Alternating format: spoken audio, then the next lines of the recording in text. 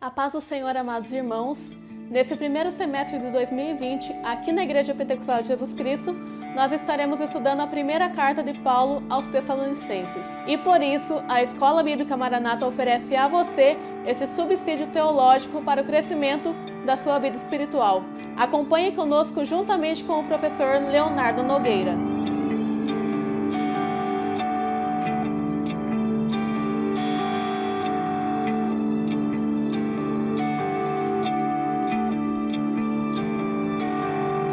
Nessa quarta aula, cujo tema é Paulo como um pastor de almas, convido você para ler o nosso texto base, que está no capítulo 2, versículos 8 ao 12, que dizem: Assim nós, sendo-vos tão afeiçoados, de boa vontade quiséramos comunicar-vos, não somente o Evangelho de Deus, mas ainda nossas próprias almas, porquanto nos éreis muito queridos, porque vos bem lembrais, irmãos, do nosso trabalho e fadiga, pois trabalhando noite e dia, para não sermos pesados a nenhum de vós, vos pregamos o Evangelho de Deus.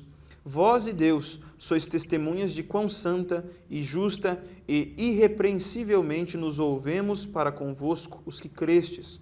Assim como bem sabeis, de que modo vos exortávamos e consolávamos e testemunhávamos a cada um de vós, como pai a seus filhos, para que vos conduzisseis dignamente para com Deus, que vos chama para o seu reino e glória. Neste primeiro ponto, baseados nos versículos 8 e 9, o apóstolo Paulo vai se apresentar como um verdadeiro pastor de almas. É muito interessante observarmos que o apóstolo Paulo, diante de todo o trabalho que estava diante dele, diante de todas as situações que ele havia enfrentado, ele ainda se portava como um verdadeiro pastor para aquela igreja. E isso ele vai demonstrar pelo seu grande afeto, pelo grande carinho com que ele exercia o seu ministério para com aqueles irmãos.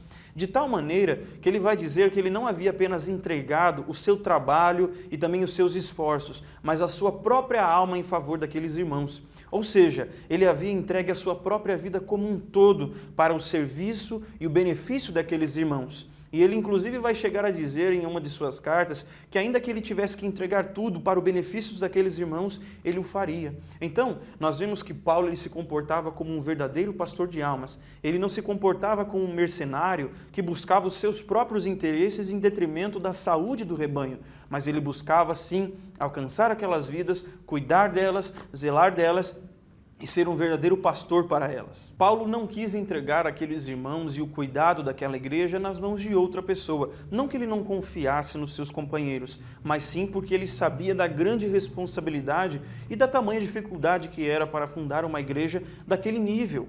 Então, nós vemos que Paulo ele se esforçou por permanecer em Tessalônica por algum tempo, justamente para poder acompanhar de perto aquela igreja. E isso é tão real que o apóstolo Paulo vai mostrar que durante muito tempo, pelo menos o tempo em que ele esteve ali, que estima ter sido entre 3 e 6 meses, ele inclusive trabalhou para não ser pesado para aqueles irmãos.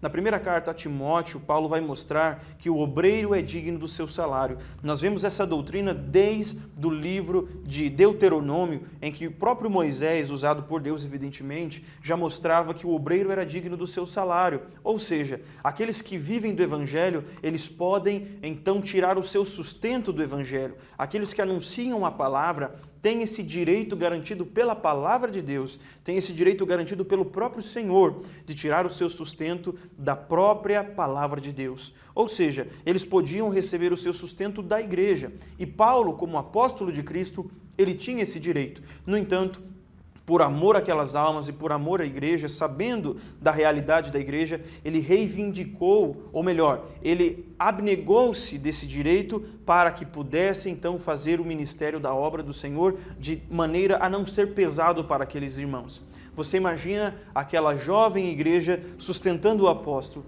Eu tenho certeza que eles fariam com maior satisfação, com a maior alegria. Mas, mesmo assim, o apóstolo Paulo, ele rejeitou esse direito do seu apostolado para não ser pesado para aqueles irmãos. E ele vai mostrar, então, que em muita fadiga e em muito trabalho, ele permaneceu em Tessalônica pregando o Evangelho. Ele se esforçou para trabalhar e a palavra do Senhor nos mostra que o seu ofício era fazer tendas. Ele era um fabricante de tendas. Inclusive, é muito importante nós lembrarmos que Paulo, era um doutor da lei.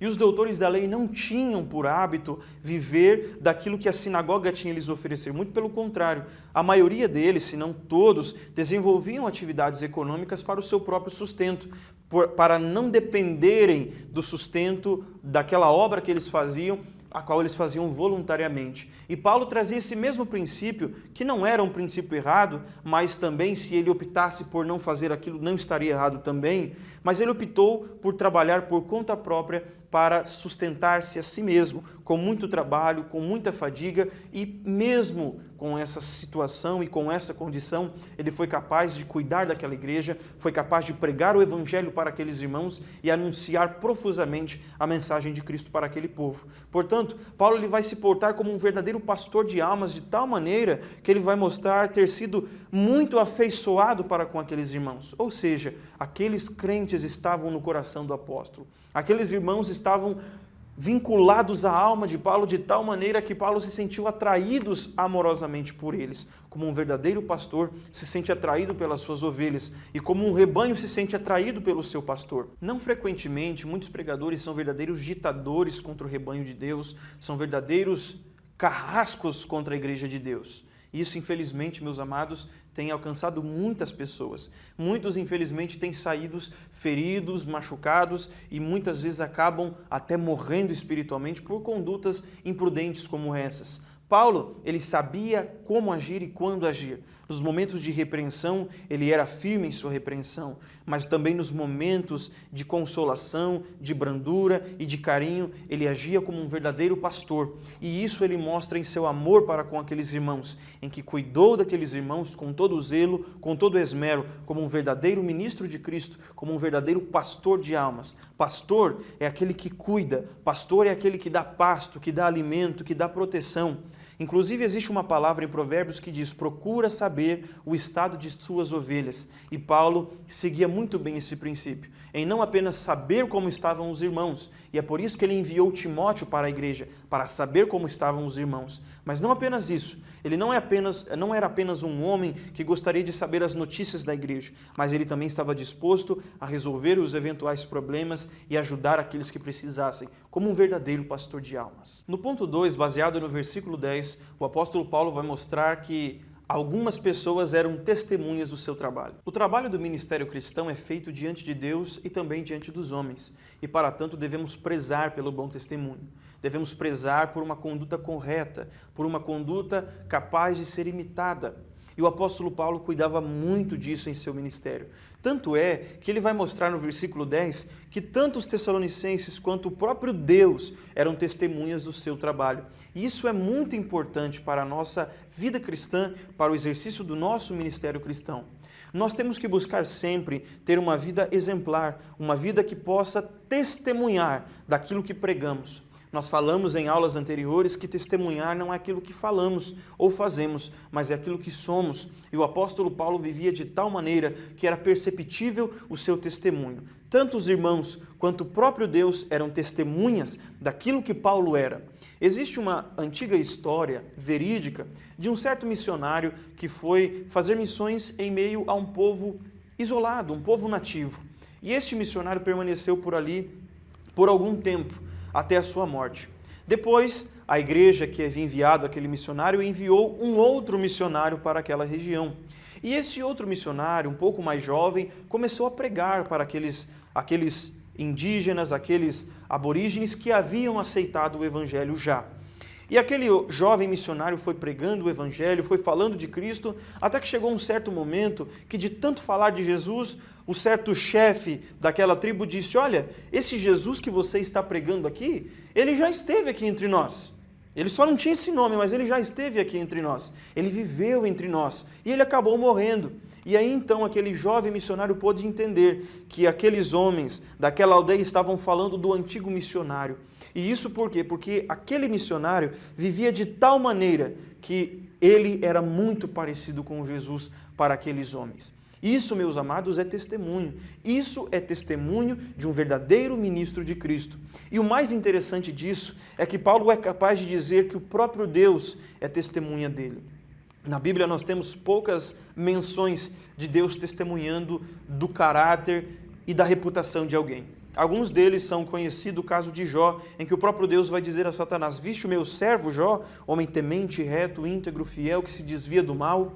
Nós vemos também outras menções em que Deus vai falar bem de Daniel, Deus vai falar bem de Noé, de Samuel, como homens justos, como homens retos, como homens piedosos.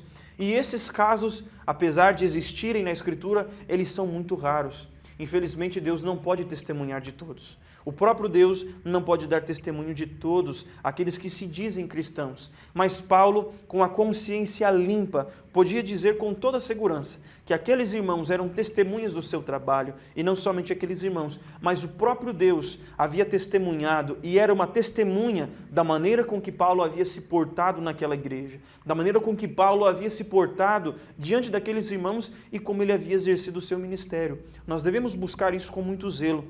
Aquilo que nós podemos transmitir às pessoas por meio do nosso testemunho. E não somente isso, aquilo que Deus pensa de nós. Mais importante do que aquilo que os homens pensam de nós é aquilo que Deus sabe que somos. Uma certa carta enviada à igreja de Laodiceia, muito conhecida em Apocalipse no capítulo 3, é muito interessante que o Senhor Jesus, ao fazer e construir a acusação contra aquela igreja, vai dizer: vocês dizem, rico sou, estou enriquecido e de nada tenho falta, mas não sabes que és um pobre, um miserável, um desgraçado, um cego e um nu. É muito interessante observar essa grande diferença, esse grande contraponto que havia naquela igreja. Jesus vai dizer: vocês dizem, somos ricos, estamos enriquecidos e de nada temos falta. Mas Jesus vai dizer: mas vocês não sabem que são pobres, desgraçados, miseráveis, cegos e nus. Ou seja, eles pensavam que era uma coisa, mas Jesus sabia o que eles realmente eram. E eles não eram nada daquilo que eles pensavam. Nós temos que abandonar sempre a pretensiosidade, a presunção de pensar que somos alguma coisa. Nós devemos antes nos importar com aquilo que Deus sabe que somos e buscar por esse testemunho, tanto daqueles que estão ao nosso redor e principalmente do próprio Deus. Paulo vai dizer com a consciência tranquila que aqueles irmãos eram testemunhas do seu trabalho, e não apenas eles, mas o próprio Deus. A consciência tranquila é algo inegociável.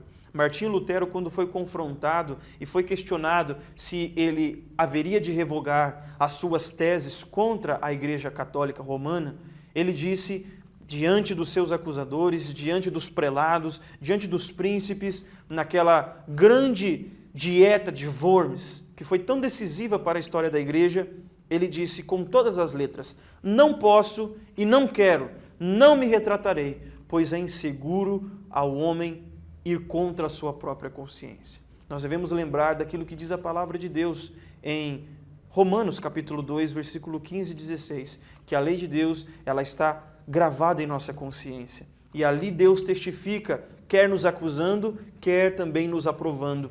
Nós não podemos jamais agir contra a nossa consciência, porque muitas vezes é lá que a voz de Deus soa, muitas vezes é lá que a voz de Deus fala, e é por isso que a palavra do Senhor vai dizer que nós devemos servir a Deus com uma consciência limpa, uma consciência purificada, uma consciência tranquila, uma consciência que está despida de qualquer culpa diante de Deus e diante dos homens. Como está a sua consciência como ministro de Cristo? Será que nós podemos dizer que Deus testemunha a favor do nosso trabalho? Será que nós podemos dizer que os irmãos testemunham a favor do nosso trabalho?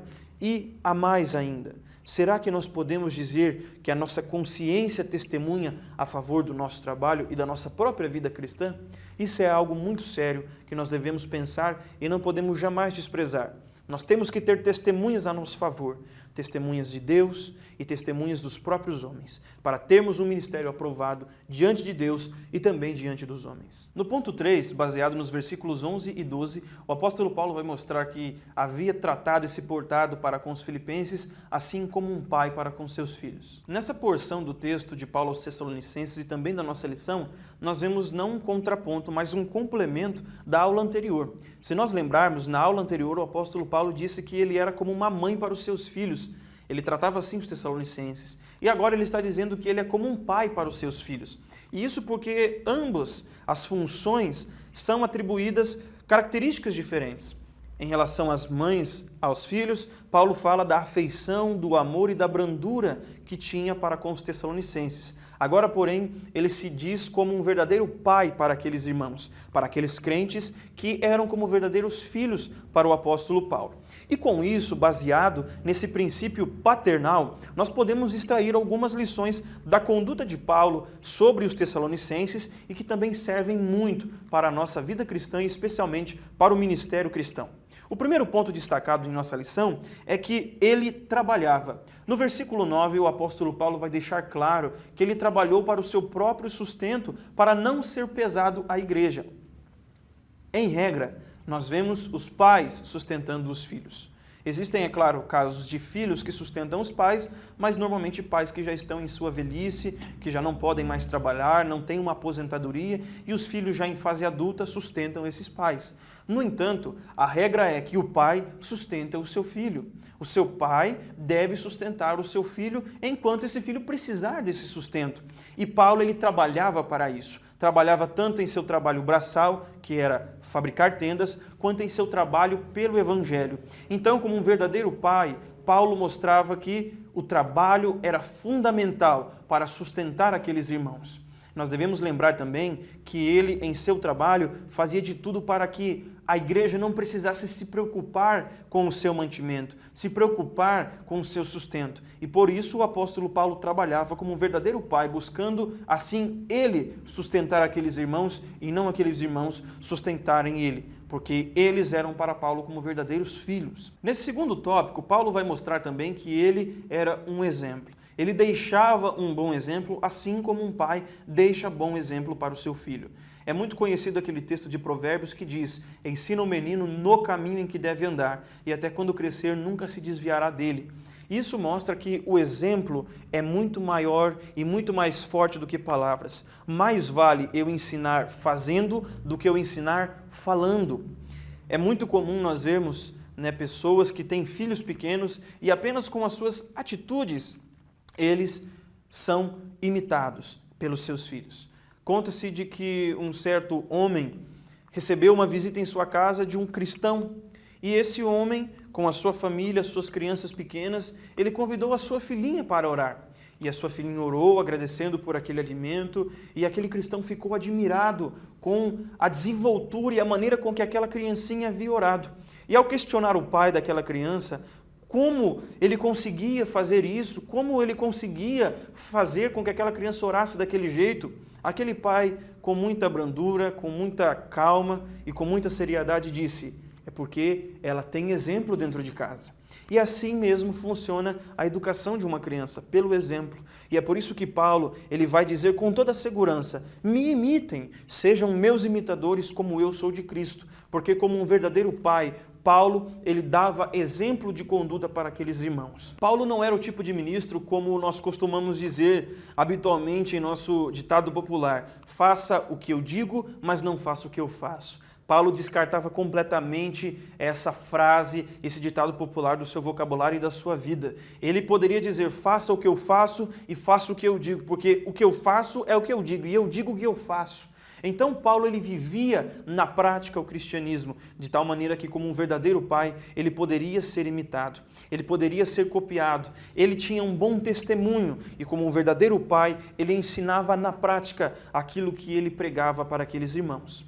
No terceiro ponto de destaque deste ponto da nossa lição, Paulo, ele aconselhava como um verdadeiro pai. É muito importante nós lembrarmos que um pai verdadeiro, ele não apenas briga com seu filho, ele não apenas corrige o seu filho e tão somente dá bom exemplo, e nem muito menos é aquele que somente sustenta. O pai não é aquele que somente sustenta, mas é aquele que aconselha o seu filho, que conversa com o seu filho. Muitos pais pecam na educação de seus filhos por pensarem que, por serem pais, não podem conversar com seus filhos ou não devem fazer isso. Ele, como pai, apenas manda e o filho obedece. Ele, como pai, apenas traz o alimento para dentro de casa e o filho é grato por isso, e aí se encerra tudo. E é aí que muitos pais perdem os seus filhos. É aí que muitos pais perdem a credibilidade dos seus filhos. Os pais devem aconselhar os seus filhos. Os pais devem sentar para conversar com os seus filhos. E Paulo entendia a importância disso. E é por isso que ele vai dizer que ele tratava aqueles irmãos como um verdadeiro pai para eles. No sustento, pois ele trabalhava, no aconselhamento, pois ele não apenas ensinava, não apenas dava bom testemunho e não apenas sustentava, mas ele também ensinava e aconselhava e conversava mansamente, calmamente, instruindo com as suas palavras aqueles irmãos. Todos esses 3 pontos são fundamentais para que Paulo fosse um bom ministro diante daqueles irmãos e para que nós sejamos hoje também. Ele agia como uma mãe para aqueles irmãos, no amor, no trato, na brandura, mas também agia como um pai, no sustento, no aconselhamento e também no bom exemplo. E isso traz para nós um grande exemplo de um cristão imitável, de um cristão que, assim como um verdadeiro pai, podia ser imitado e podia ser o orgulho daquela igreja. É tão interessante você observar crianças pequenas que se orgulham dos seus pais e pensam, quando são pequenas, que o seu pai é o homem mais forte, que o seu pai é o seu herói, que o seu pai sabe fazer tudo e que não há outra pessoa igual ao seu pai no mundo. Esse certamente era o orgulho daqueles irmãos em ter como pastor da sua igreja um homem como o apóstolo Paulo. Não estamos aqui de forma alguma endeusando o apóstolo Paulo, porque ele era um homem sujeito às mesmas paixões que nós. Ele sofria o mesmo que nós sofremos. No entanto, ele era um homem que buscava viver o cristianismo na prática, e isso é digno de ser imitado. Como um verdadeiro pai, ele deu o exemplo de um verdadeiro cristão e ele ensinava aqueles irmãos. Ele aconselhava e transmitia a mensagem de Deus por meio dos seus conselhos, por meio de suas palavras e por meio de seus ensinamentos. E isso nós não podemos jamais esquecer, que é fundamental para um eficaz ministério cristão. Palavras duras, palavras de repreensão ou apenas palavras negativas roubam o ânimo daqueles que ouvem e daqueles que recebem isso. Um pai que somente fala coisas duras para o seu filho, que somente castiga o seu filho, que somente repreende o seu filho, ele tira o ânimo deste filho. Mas um pai que sabe quando repreender, que sabe quando castigar, que sabe quando exortar e também sabe quando animar, que sabe quando trazer uma palavra boa, que sabe quando dar afeto, quando dar carinho, ele não rouba o ânimo do seu filho. Muito pelo contrário, ele concede-lhe mais ânimo, ele concede-lhe mais disposição. O Filho de Deus recebe tanto a repreensão quanto o amor do seu Deus, e por isso ele é animado e encorajado a cada dia. Mas quando nós apenas recebemos a repreensão dos nossos pais, nós nos desanimamos. Paulo entendia isso, e por isso ele não apenas repreendia aqueles irmãos, mas também demonstrava o seu amor por eles, para que eles fossem precisamente guiados no caminho de Deus sem se desviar, mas também fossem encorajados a prosseguir. De nada adianta eu saber qual é o caminho, mas estar desanimado a tal ponto que não possa prosseguir. É muito melhor eu saber qual é o caminho e estar animado e disposto a prosseguir nele a cada dia. E esse era o papel de Paulo como um pai para aqueles irmãos. Concluímos da aula de hoje o valor que é ter um pastor exemplar ao nosso lado.